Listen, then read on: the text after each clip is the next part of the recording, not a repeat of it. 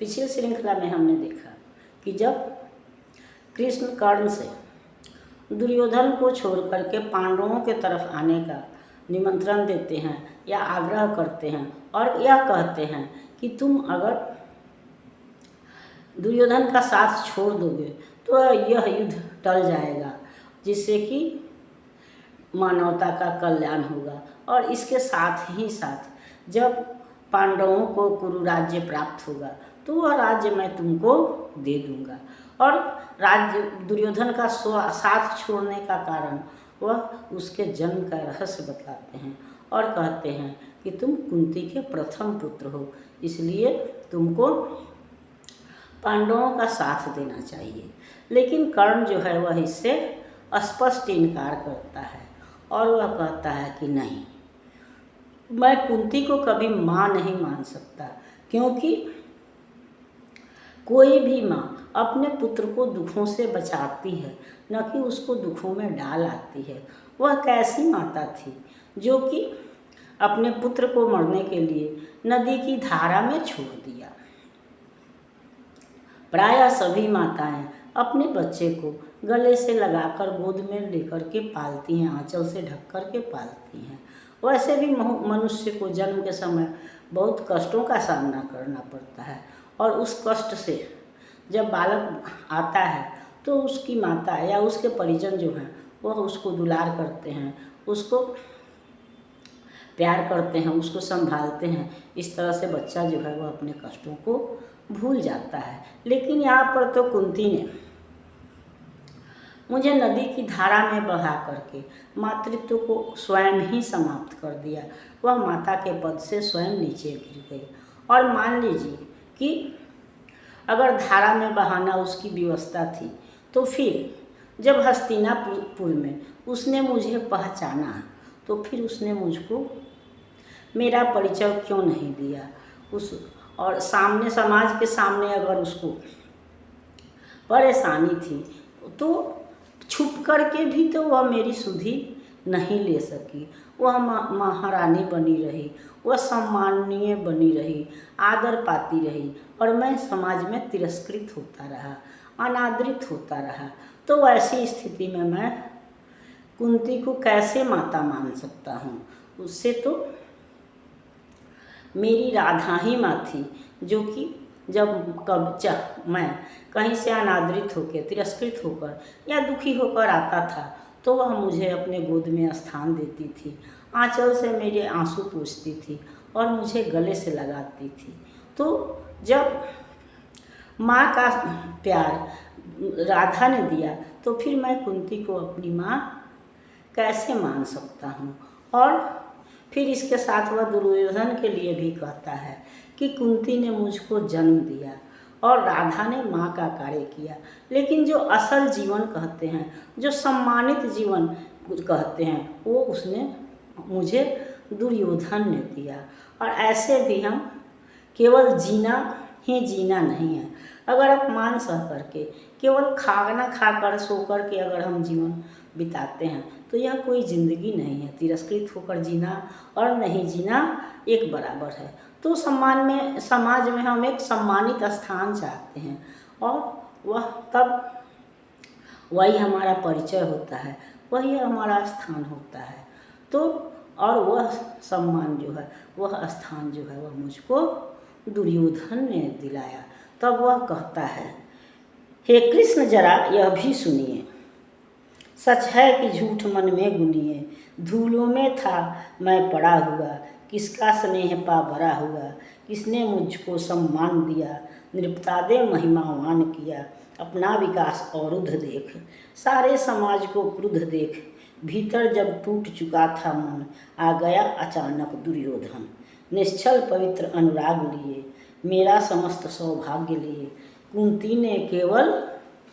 जन्म दिया, राधा ने माँ का कर्म किया। पर कहते हैं जिसे असल जीवन देने आया वह दुर्योधन,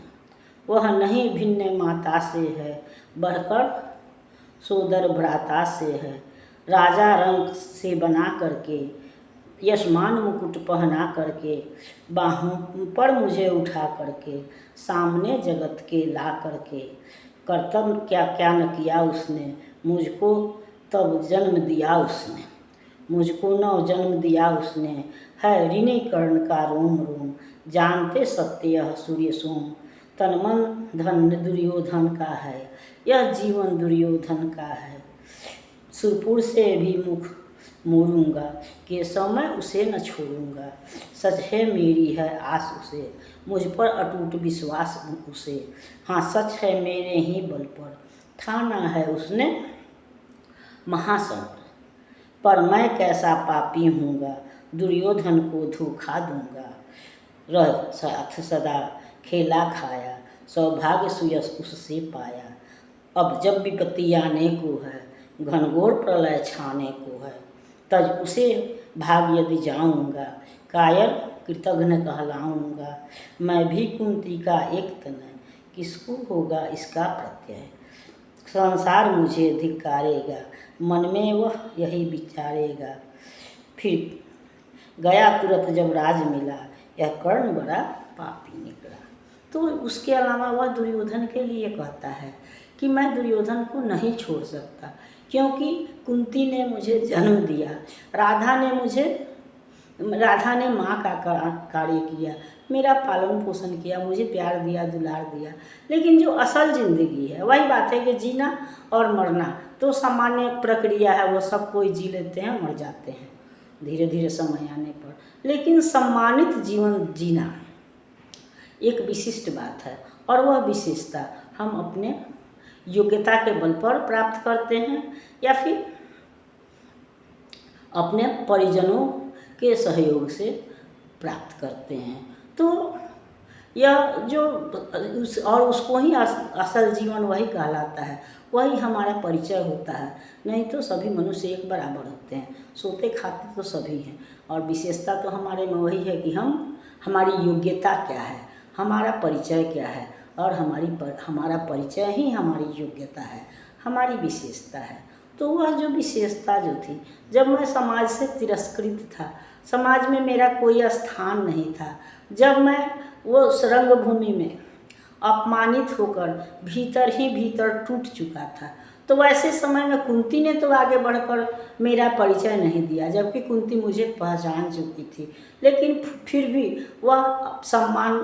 के बस या संकोच बस जिस भी कारण से कहिए, कुंती तो चुप रही, और उस समय मुझे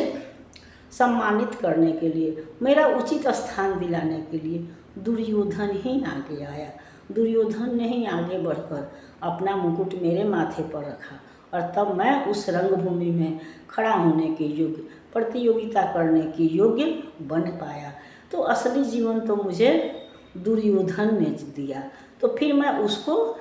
कैसे छोड़ सकता हूँ। यह सच है कि यह युद्ध उसने मेरे ही बल पर ठाना है, और मेरे ही चलते उसको अपने जीत का विश्वास भी है, लेकिन इसका यह मतलब नहीं है कि जब उसके साथ मैं रहा, खेला खाया, सारी सुख सुविधाएं उससे प्राप्त की, राज्य उससे प्राप्त किया, सम्मान उससे प्राप्त किया, उसके कारण ही मैं सम्मानित लोगों की श्रेणी में आया, तो फिर मैं उसको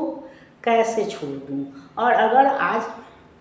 यह ठीक है कि दुर्योधन का साथ देने पर पृथ्वी पर प्रलय आ जाएगा, लेकिन प्रलय के डर से मैं अगर दुर्योधन का साथ छोड़ देता हूँ, तो फिर मुझे लोग कृतघ्न कहेंगे,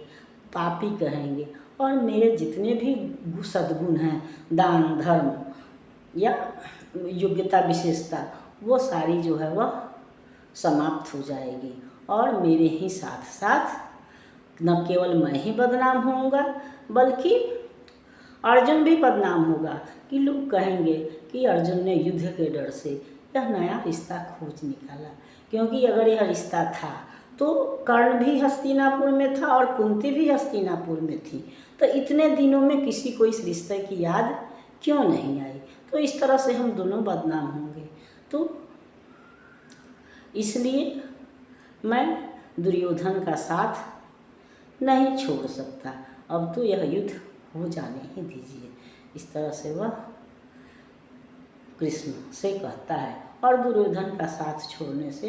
इनकार करता है। इस पर हम अगली श्रृंखला में विचार करेंगे। तब तक यह श्रृंखला आपको पसंद आती है तो लाइक कीजिए, सब्सक्राइब कीजिए। मिलते हैं अगली श्रृंखला में, तब तक के लिए